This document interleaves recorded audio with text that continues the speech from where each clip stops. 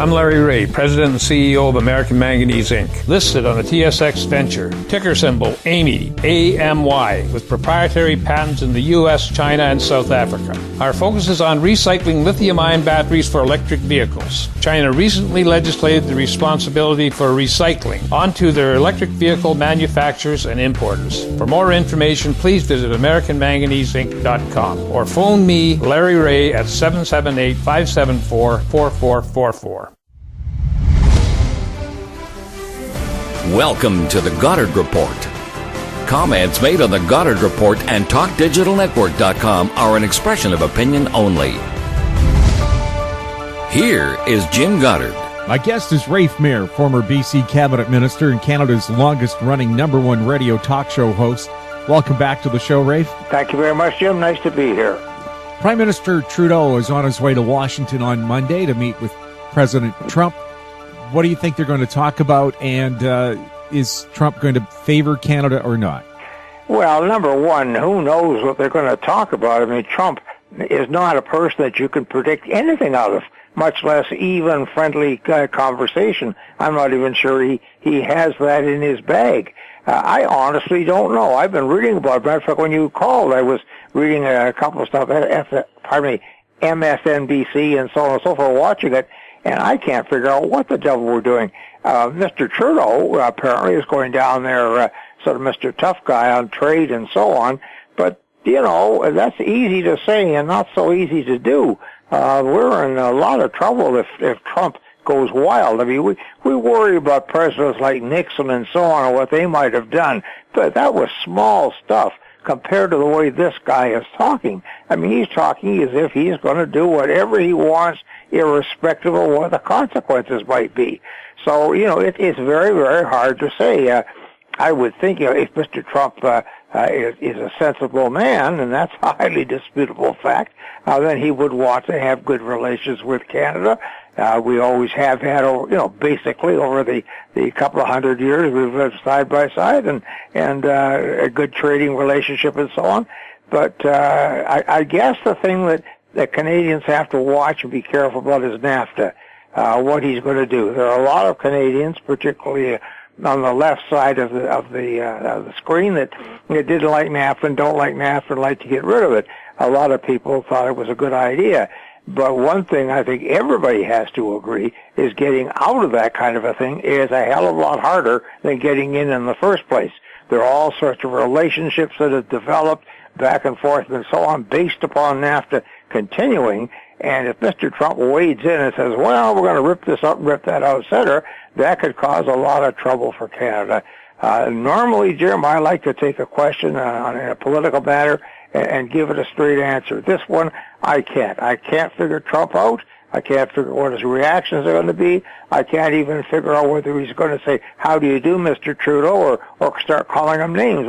You just don't know. This is a different breed of cat, and to predict what he's going to do, I think is a mug's game. Most people, you'd like to present facts, and the fact is Canada and the U.S. have the world's biggest, most successful trading bloc as it is. The production of goods is so interlocked that an item made in the U.S. or Canada has crossed the border 5 or 6 times before it's finally delivered to a consumer. To mess up that system would cost not just Canada billions, but the U.S. billions and tens of thousands of jobs.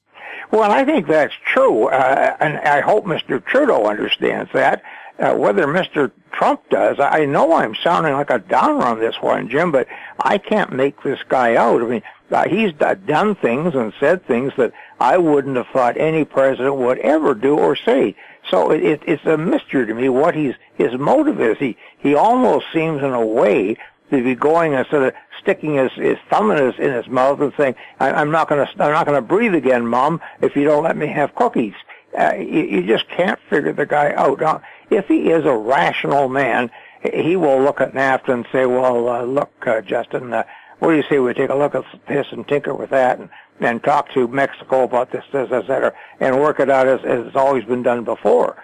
But if he goes in there like a bull in a china shop, which is everything else he's done, I just really don't know what to say. I have never in a long life ever seen any president insult the judiciary the way this man has.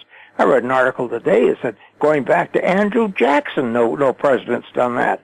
So if you've got a guy, a one-off like this, to try to predict what he's going to do, as I said earlier, really is a mug's game. Well, rule of law, of course. He's criticized judges in all kinds of cases. Now, in Canada, going way back to the 70s, our Consumer Affairs Minister criticized a judge on a case involving the fixing of sugar prices, and he was charged with contempt. Could Trump be charged with contempt if he continues to badmouth decisions made by judges? Well, contempt is a very difficult thing to sort of define in advance. Contempt is when you actually show disrespect for the court, not disagreement with their result.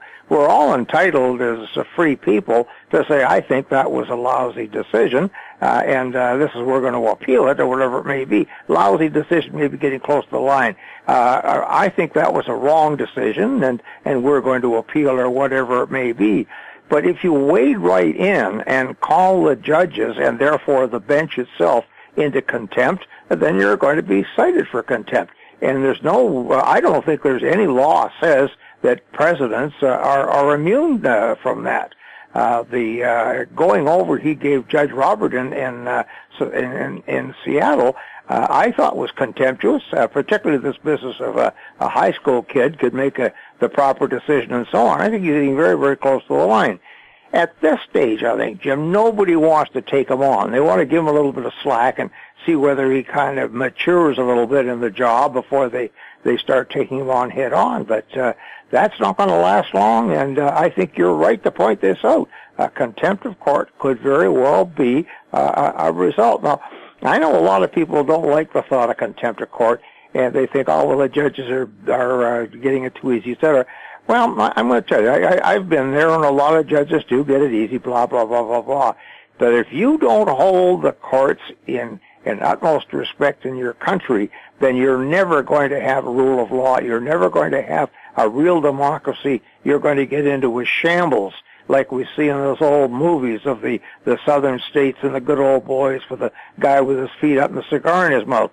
If you don't maintain the dignity of the court, then you lose a very large part of what that court does for you and is all about. So I don't think the judges in the United States are going to put up with it too longer. In Canada, I don't think they would have put up with it this far. In BC, Premier Christy Clark accusing the NDP of criminally hacking the Liberal Party's computers. No evidence of that whatsoever. John Horgan, the leader of the NDP, demanding an apology, and he says he's even hired a lawyer to take a look at it. What kind of a fuss is this? Well, I think, first of all, Mr. Horgan would be wise to keep the lawyer out of it because he's looking good as it is. If he gets himself a lawyer, that puts Christy on the same kind of a level. She's got a lawyer. Now, they both say we can't talk about anything because this is before the courts, and the whole thing takes away the advantage I think Horgan's got. Everybody knows that Christy Clark lies to her teeth. That's not saying anything that anybody doesn't know. But to have that actually formally in place is a great advantage to Mr. Horgan. It's no longer just a rumor. It's no longer a thing that the Liberals can say, oh, that's an awful thing to say. You can't prove it. If this carries on the way it is, and Christy is not able to establish her position and say, look, I was right, and here's why I was right, then she's caught out. She's got her hands in the cookie jar, and people will see that, and they will recognize, well, I kind of like the Liberals better than the NDP. I don't want the NDP back, blah, blah, blah, blah. But by God, I guess what they've been saying about her credibility is bang on, because look at this. And I think John would be very, very wise to move off of that, take the position he did earlier, a little bit of humor. Why would I want to break in and get nothing but blank paper? That kind of stuff. That appeals to the public. Once he wades in, gets into the same position she's in, she puts him on the same level, and she's going to get away with it. And I don't think he should do that. He needs some good political advice. You know, that's a funny thing, Jim. The NDP have always said over the years what great campaigners they are. They're lousy campaigners. They have blown more elections than head-to-head pups, and they really need to have good independent advice. The problem with the NDP is they're always so divided at the top, always so mad at their leader or other things that they can't get their act together and go as one. And I can remember talking to one particular NDP minister of my time. He's gone now, so I guess I can mention his name, Graham Lee, and he and I were kind of good pals, and we used to kind of drinking pals over at the Bengal room in the Empress Hotel. And we started talking about this night, and one night he says, you know, Rafe, he says, you're right. He said, sooner or later we're going to have to acknowledge that the Social Credit Party is kicking hell out of us. And they've done it since 1952. We've got to actually recognize that. We don't recognize that. We keep thinking that we won, but somehow the devil took it away from us. And this is the problem. They have not settled down and got their act. Look at the last election. They had that thing made in the shade. And in 10 minutes at the end of the election, they lost it. And this is why Horgan, I think, needs some help, needs some advice, but the party needs the advice that if he's the leader, he's the leader. If he doesn't lead well, deal with that later on. Don't try to make him do things for you right now that are against party policy or against his judgment, because this is his run. If it's over and he fails, okay, we'll find somebody else. But the NDP are almost incapable of doing that. Well, I find their de facto leader is David Eby, the man who personally beat Christy Clark in Point Grey. Oh, he's got, no question about that. And he's a very difficult person for Mr. Horgan to have. Not because Eby's not a good man. He's an excellent man. He's the kind of politician, if I were a leader, I'd like to have on my side. But on my side, those are the operative words. I don't know that Horgan has actually made sort of an overtures to Eby where they're working together.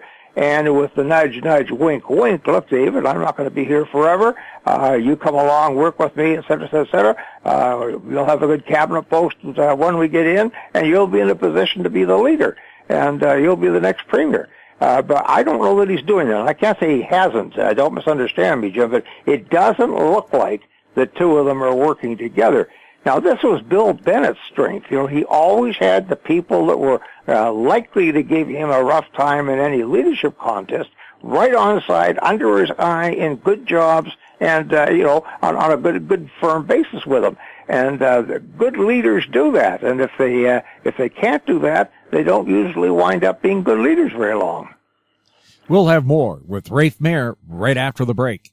GEM International is a new diamond explorer in the richest diamond producing country in Africa, located next to the fourth largest producing diamond mine in the world. International Spotlight is on an 1109 carat diamond recently discovered in Africa by a fellow Canadian junior with a proven operator and finance team. GEM International trades on the TSX Venture Exchange, symbol GI. Visit us at gemdiamondmining.com. In Goddard we trust. Welcome back. We're speaking with Rafe Mair. Rafe, a UBC study found that 1 in 8 Canadians who take prescription medications are not taking all their meds because they can't afford to. Should this be an issue in the provincial election? Well, if it isn't, it should be. This is really a disgraceful situation, and it involves all of the governments in Canada, really. Let me just back up a little bit on this one, if I may, Jim. I was health minister back in 79, 80, and in those days, if you went to see the doctor, he might say, well, take a couple of aspirin and see me next week. Your relationship with your druggist or your pharmacist was almost negligible. You may have gone in there to get a pack of cigarettes in the days before you quit smoking, but, you didn't go in to buy a whole pile of drugs. Now it's completely different. Now the doctor is prescribing huge quantities of quantities, I don't mean the number of pills, but huge numbers of drugs for people at enormous prices that nobody can really afford to pay. The drug companies say, well, we've got to charge that much money in order to take the chances, blah, blah, blah. You know the arguments. And we can't do anything about it. Government says, well, it's just too much money. But what the governments all across Canada are doing right now is they're insuring against something that doesn't happen, and they're not insuring against something that happens every day. And this is costing the average patient. Let me just explain for people that may not understand. Health is a provincial matter. However, many years ago, the federal government was urged to put money in it because most of the provinces couldn't afford what they had to do, especially the ones that didn't have much money. So the federal government said, okay, we'll wade in, we'll help you, we'll give you lots of money, etc., but we're in there making the decisions. And so the power of the provinces over health diminished to almost nothing. Now, they meet at least once a year, health ministers do, and they hammer these things out. But to my memory, they have not, since I've been a minister, they have not met and said, look, guys, we have got to take another look at this whole system. It's out of date. It's horse and buggy. It's like it's back in the 1890s where we're not helping people where they need the help at all.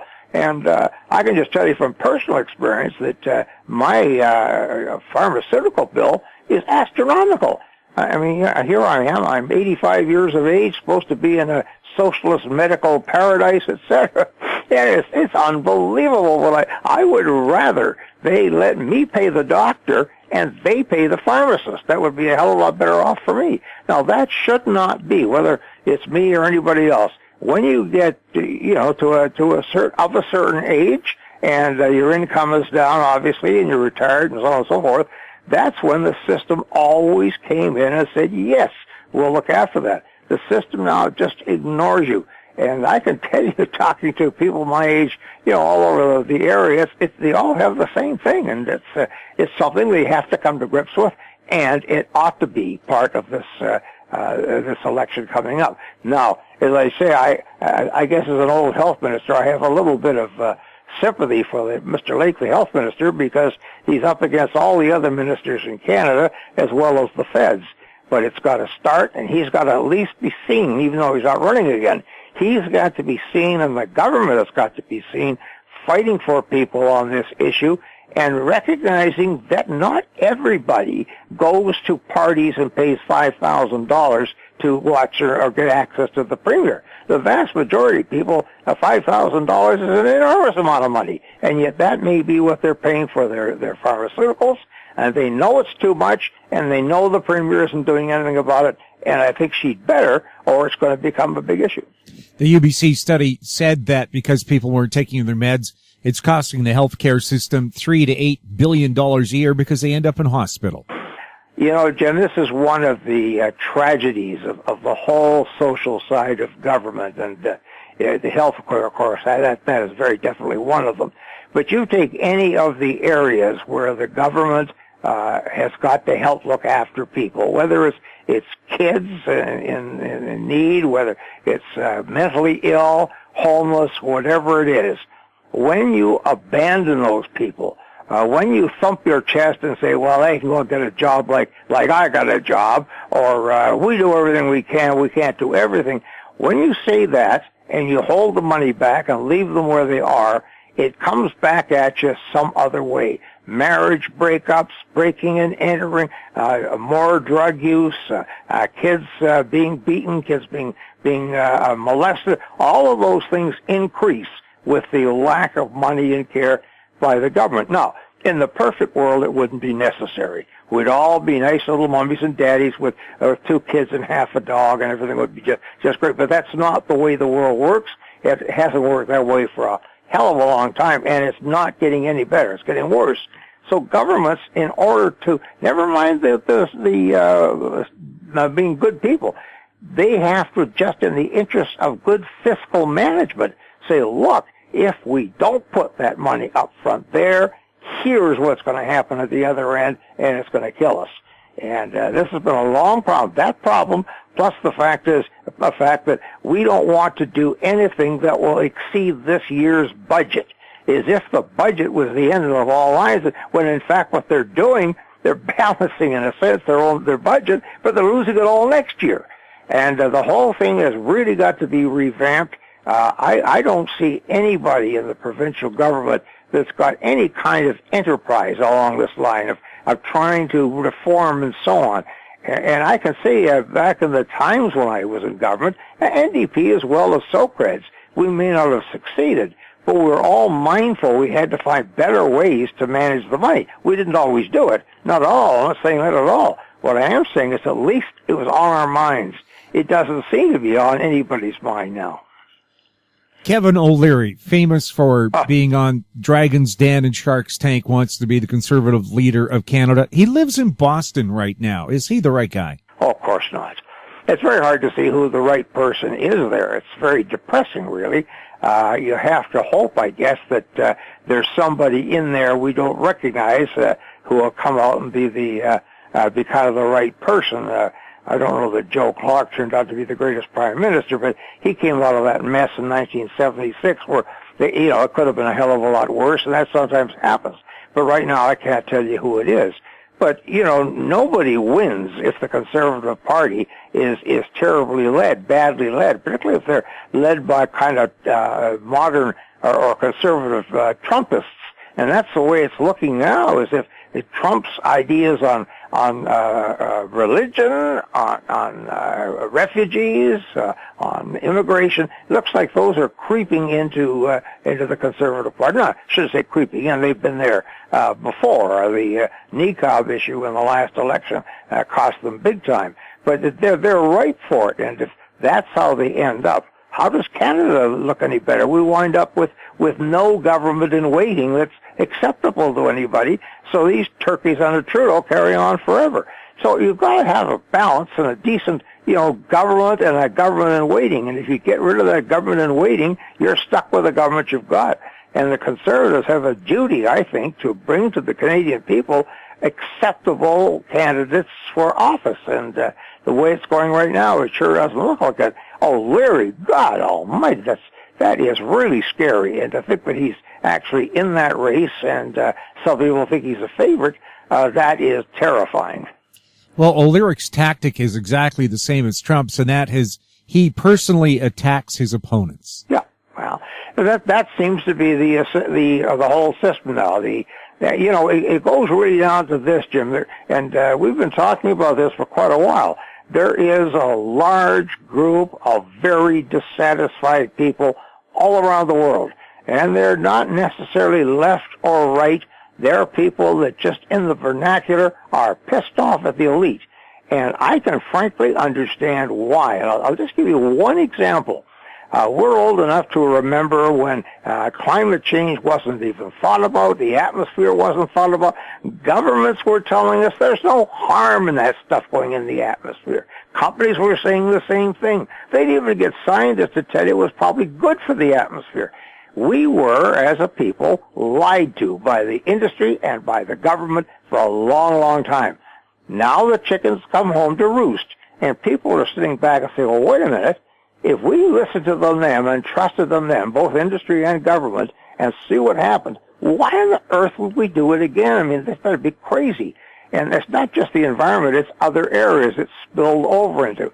And it's of course, it goes further than it should. These things always do.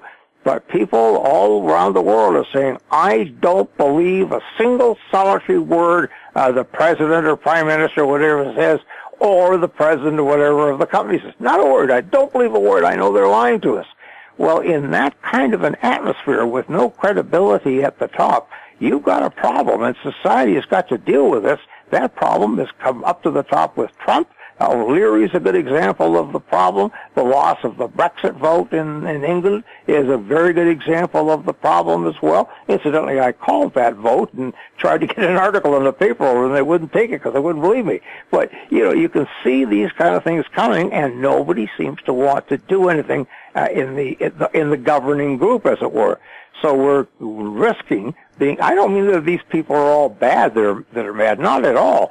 But they're unled and they're unskilled in government, and if they get in, it's going to take a while before they sort everything else out, and you're going to get guys like Trump and O'Leary coming along. And as long as we go along as we are now, like Trudeau and others do, as if it wasn't there, as if people are not really mad at Kinder Morgan, it's just one of those little passing fancies. As long as governments and the elite assume that sort of thing, then the problem is going to get worse and worse and worse. And I despair for it. I hate to say this, but there are times I say to Wendy, you know, I thank God sometimes I'm as old as I am. I just despair for, my kids and grandkids. Now I've got 4 and a third great-grandkid children. And it worries the hell out of me to see that we don't have anything steady to look at. Steady isn't always good. Bad things come out of it. You got to change it. But steady is a hell of a lot better than not knowing from one day to another what's going to happen. And that's where we're headed. The conservative ads made fun of Justin Trudeau's hair, but I would say the best hair in Parliament right now is acting conservative leader Rona Ambrose, who had the temerity to tweet while she was on the deck of a billionaire's yacht that it was unethical for Prime Minister Trudeau to be on a billionaire's private island. Oh, it really is wonderful when you think about it. It's kind of like a minister speaking to his flock on Sunday about the evils of John Barleycorn and being hammered 6 nights of the week himself. You know, it's ridiculous. Now, let's back up a little bit. A lot of these things in the initial stage, I think, are overblown. People in high places have been going on boats from people in high places for a long, long time. Back in the earlier days in Great Britain, the Admiralty even had a yacht so that the First Lord had a nice boat to ride on around the Mediterranean. But when you see these things and you start to be critical, you say, well, look, this turkey looks like he's trying to get an influence on the Prime Minister, and he's got this deal here and that deal there, and somebody's married to somebody. When you start making those kind of accusations, you better be sure that your own skirts are clean. You can't very well stand there and say, this is a terrible thing that Mr. Trudeau is doing down that big yacht with that billionaire that he's doing business with, when I'm doing exactly the same thing, or it looks like I may be doing the same thing. There's no distinction between doing it and looking like you're doing it. So she is just, I think, well, she made an idiot of herself, and it's too bad because I thought she was better than that, frankly. Well, I thought up till then she was doing a decent job. So did I. I thought that that the Tories might at some time, absolve her of her problems and say you can run if you want for leader. She was certainly the best of the bunch that I could see, but boy, she soiled her copybook now, and you can't do that. Hypocrisy is something that people sense and they don't like it. And, there was a day you expected that in politicians, but these days, we expect more of them. And, I think this is one of the reasons Christy's getting into a lot of trouble, is the hypocrisy, or doing one thing and saying another thing, and, it's gonna hurt. Rafe, thank you so much for chatting with us. Always my pleasure, Jim. Thank you. My guest has been Rafe Mair, former BC Cabinet Minister and Canada's longest-running #1 radio talk show host. You're listening to the Goddard Report on TalkDigitalNetwork.com. Questions for the show can be emailed to info@howstreet.com. I'm Jim Goddard. Thanks for listening. Comments made on the Goddard Report and TalkDigitalNetwork.com are an expression of opinion only. The Goddard Report is available online and mobile at TalkDigitalNetwork.com. The Goddard Report is a production of How Street Media Incorporated.